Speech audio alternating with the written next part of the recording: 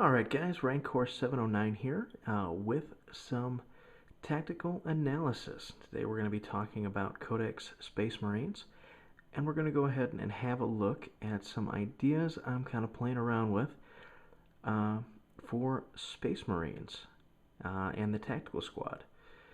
One of the things you'll notice about Tactical Squads in this edition of 40K is their ability to take a free heavy weapon when they are 10-man, and the ability to access a free special weapon or special weapon when the squad is 10-man. Well, one of the things that I've noticed in playing the game over the last few years is that the heavy weapon in a tactical squad tends to be more of a hindrance than it's been a help. A lot of times I know I've noticed that I've been forced to move the unit, or the unit has to move to be in a better tactical position, and thus it negates the ability of that weapon to fire. And so it basically becomes a bolt pistol with a really nice weapon that occasionally fires, maybe once or twice a game at most, and usually ends up missing. Whereas a special weapon almost always gets to fire, almost always is worth its points. So one of the things I'm looking at, and I had it actually used against me, which is why I'm posting this, because it kind of really made me change my idea on it, because I hadn't thought about not taking a heavy weapon, and that's exactly what my opponent did.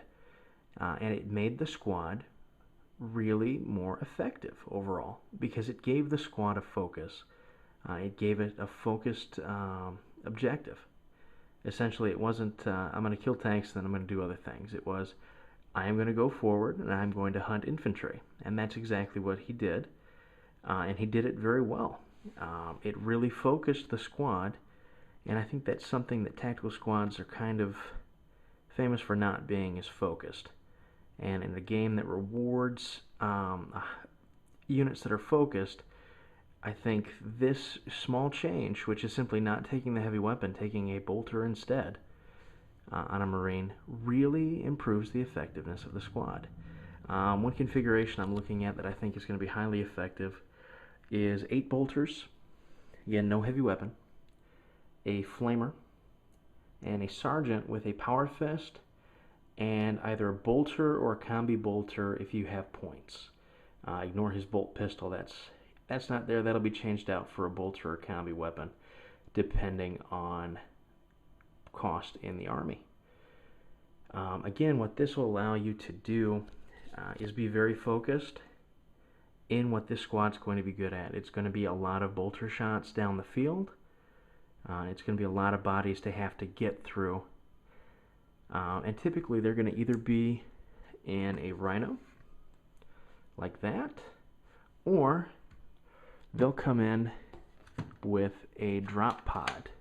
Now the drop pod configuration will be different.